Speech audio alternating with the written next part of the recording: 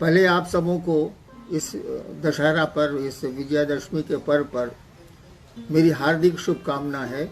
आप मेरा प्रणाम ग्रहण करें। दशहरा का पर्व है,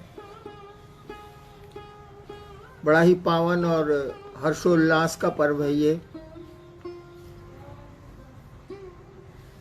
जहाँ हम सभी मिलकर उस महाशक्ति की, उस दुर्गा की 9 दिन का, आज 9वां दिन है, शक्ति की पूजा में, भगवती की पूजा में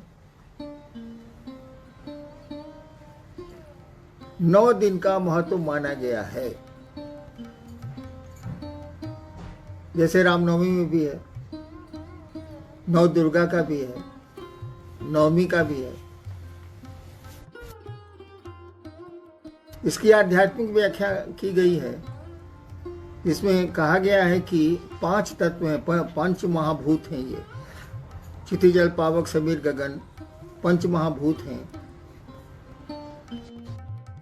और 3 गुण प्रकृति, त्रिगुणात्मक प्रकृति है ये, सतरज तम। 5 तत्व और 3 पूरा चराचर जगत बना हुआ है।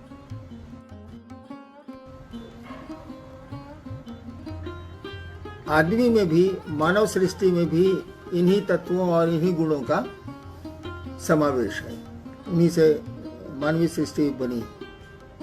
तो 5 तत्व और 3 गुण और एक शिव, एक परमात्मा, कुल मिलाकर होते हैं 9। 5 महाभूत, 3 गुण और एक शिव, एक ईश्वर। ये पूरी सृष्टि उसी शिव की इच्छा है, और उनकी इच्छा से ही, उस ईश्वर की इच्छा से ही 5 तत्व 3 गुण बने हैं, और शिव की इच्छा ही शक्ति मानी जाती है। ऐसी परिस्थिति में वो 9 के भीतर ही है, 5 तत्व 3 गुणों एक शिव के भीतर ही पूरी शक्ति का विस्तार है, पूरी सृष्टि का विस्तार है। परमात्मा की इसी के माध्यम से व्याप्ति भी है और विस्तार भी। इसीलिए शक्ति की पूजा में 9 अंक आता है। हाँ, शक्ति और शिव में तो कोई भी भेद नहीं माना जाता है। सूरज और सूरज की किरणें, आग और उसकी गर्मी, ताप, आग है तो ताप होगा, गर्मी उसमें होगी, हीट उसमें होगा।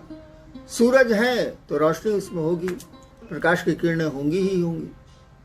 ठीक उसी तरह से शिव हैं तो माना जाएगा कि शिव में शक्ति व्यक्त हुई है, शिव में जो शक्ति अंतर्निहित है वो व्यक्त हुई है, और पूरी सृष्टि हमारे आपके सामने दृश्य भी है और दृश्य भी है। ये शक्ति कहा जाता है कि या शक्ति शिवा से शक्ति, जो भी शक्तियां हैं वो शिव की शक्तियां हैं, अनंत शक्तियां हैं। मूल रूप से तो जो शक्ति मानी जाती है उसकी पूजा हो भी रही है, गौरी हैं और अन्य शक्तियां हैं जो मूल रूप से मानी जाती हैं। उनके नीचे तो असंख्य अनंत शक्तियां हैं। तो शिव के बिना तो शक्ति हो नहीं सकती, और शक्ति ना हो तो शिव भी जाने नहीं जाएंगे, अव्यक्त होंगे। जो महाकाल की स्थिति है, जब काल ही नहीं था तब भी शिव थे। काल का अर्थ होता है जब कुछ बनेगा तो काल शुरू होगा।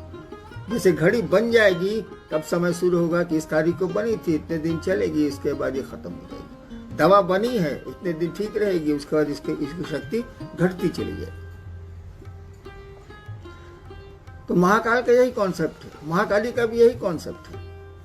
जब काल नहीं था, यानी सृष्टि नहीं थी, तब भी ये थे, लेकिन वहां शक्ति अव्यक्त है शिव में, शिव की इच्छा अव्यक्त है शिव में, व्यक्त नहीं हुई है, उसका प्रस्फुटन नहीं हुआ है। जैसे शक्ति व्यक्त हुई है तब वही 5 तत्व और 3 गुणों का निर्माण हुआ है, और पूरी सृष्टि बनती चली गई है क्रमशः। कैसे फलदायी होगी? देखिए, आराधना का उद्देश्य क्या है, पहले तो ये महत्वपूर्ण है। आप चाहते क्या है, आप भगवती से क्या मांगना चाहते हैं? सुख, धन, धान्य, वैभव, इस जगत की चीजें, या भगवती को ही मांगना चाहते हैं। जैसे है ना, शिव से हम मांगते हैं, शिव को कहाँ कोई जल्दी मांगता है। तो भगवती से अगर मान लेना चाहते हैं तो शिव की पूजा की बहुत महत्ता नहीं है, वो दे देंगी। हालांकि शक्ति उन्हीं की है, लेकिन वो दे देंगी। देवियों की स्वतंत्र पूजा होती ही होती है, पहले नहीं होती थी, अब तो होने लगी है, बहुत दिनों से, बहुत हजार वर्षों से हो रही है। लेकिन अगर भगवती को चाहेंगे आप, तब तो शिव की आराधना मस्त है, कोई उपाय नहीं है हमारे आपके पास, क्योंकि उन्हीं की शक्ति है, उन्हीं की इच्छा है। शक्ति शक्ति कहा जाता है, शिव की इच्छा शक्ति है, और उन्हीं की इच्छा से सारा जगत चल रहा है, वही शक्ति काम कर रही है। तो शक्ति से अगर जगत मांग रहे हैं तो मिल भी सकता है, लेकिन शक्ति को ही मांग रहे हैं, भगवती को ही अपना बनाना चाहते हैं, तब तो शिव की आराधना अनिवार्य है, आवश्यक है। कोई उपाय हमारे आपके पास नहीं है। जगत मांगिएगा तो दे सकती, देती ही।